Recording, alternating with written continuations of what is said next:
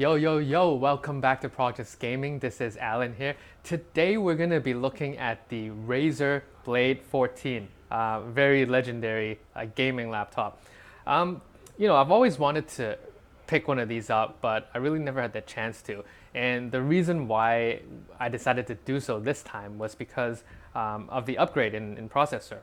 Previous generation, they used the Ryzen 9 5900. Now they upgraded to this 6900, and really wanted to, test it out to see if it lives up to its standards.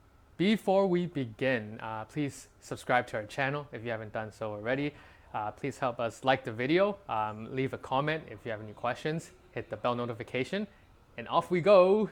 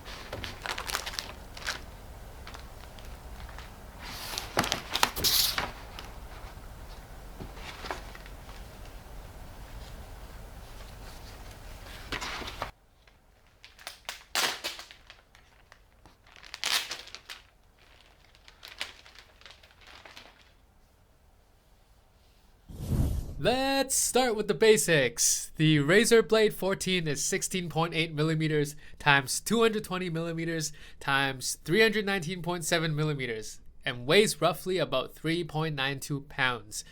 Not the slimmest of all laptops, but acceptable given it's a gaming laptop.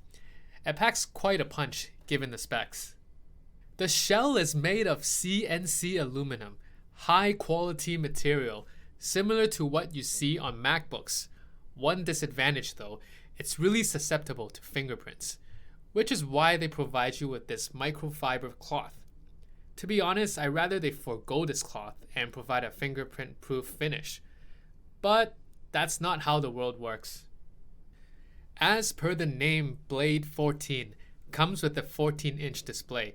The display is a full HD 1920x 1080p with a whopping 144Hz refresh rate. The design is quite simple and slick, with very slim edges on all sides. On the top of the screen is the array microphone, webcam indicator light, an infrared sensor, and a built-in Full HD webcam. The keyboard advertises a per-key RGB powered by Razer Chroma, so you can program each individual key a different color. Beside the keyboard on each side are seamless speakers powered by THX audio. So Razer acquired the THX company back in the day. The laptop comes with two USB Gen 3.2 Type A ports and two USB Gen 3.2 Type C ports. Plenty of ports for such a small laptop. The 3.5mm audio jack also comes in handy as well. Let's do a couple of sound tests on the keyboard and the hinge.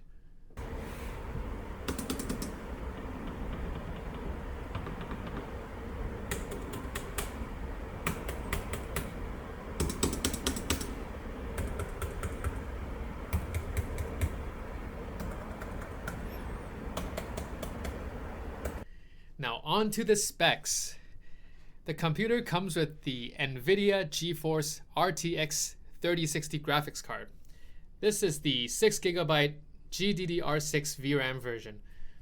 Also comes with a 1TB M.2 hard drive, a 16GB DDR5 4800 MHz RAM, and the brand new AMD Ryzen 9 6900HX processor.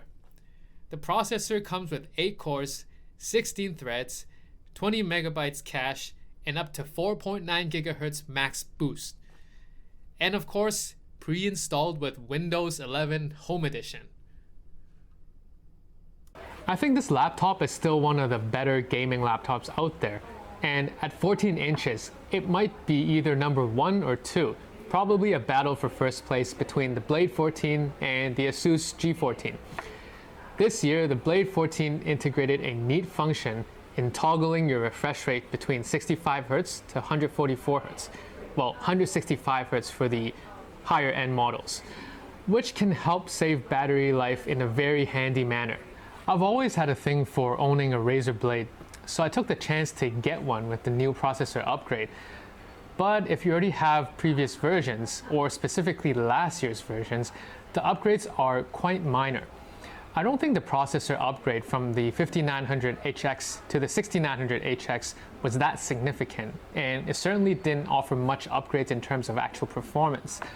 However, I did get the lower end version with the 3060 graphic cards, so I do think I'm missing the sweet spot in terms of maximizing the value for my money.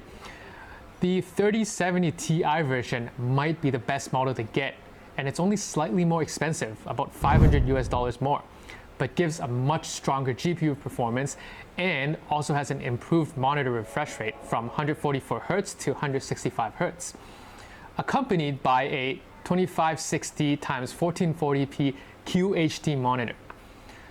Jesus, now the more I think about it, why did I get this version?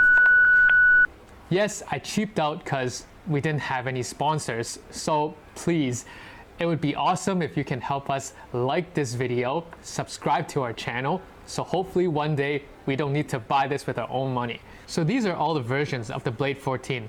Seems quite a no-brainer. The 3070 Ti version is the most cost-effective version.